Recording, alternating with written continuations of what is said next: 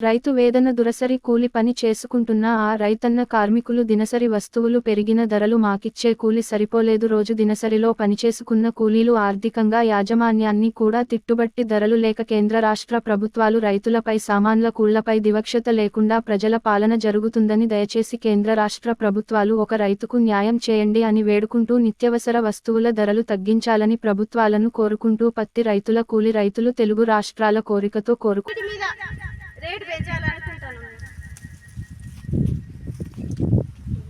కేసీఆర్ ఇల్లు ఇస్తానని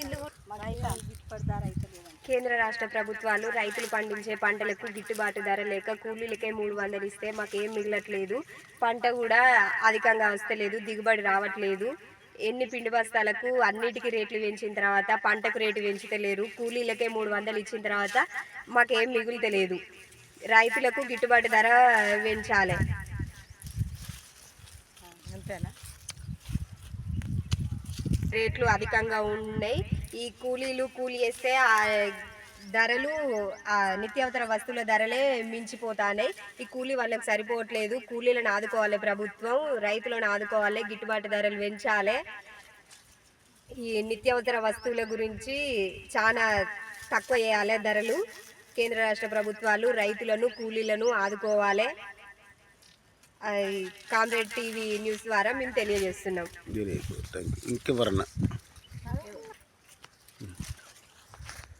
రైతులు పంటలు ఇస్తే పంటలకు దిగుబడి లేదు. రైతు పంటలు తక్కువ పండుతున్నాయి కాబట్టి పిండి బస్తాలకు రేటు ఎక్కువ ఉన్నాయి. రైతులకు మంచి పంటలకు రేటు పెంచాలి. కూలీలకు కూలి చేస్తే 300 రూపాయలే వస్తాయి కాబట్టి ఆ కూలి సరిపోవడం లేదు.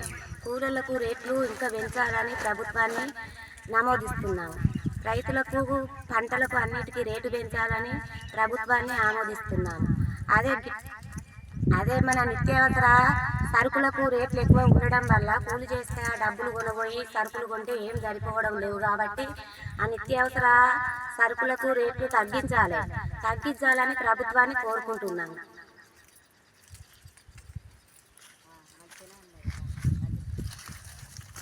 చదువుకోలేదా?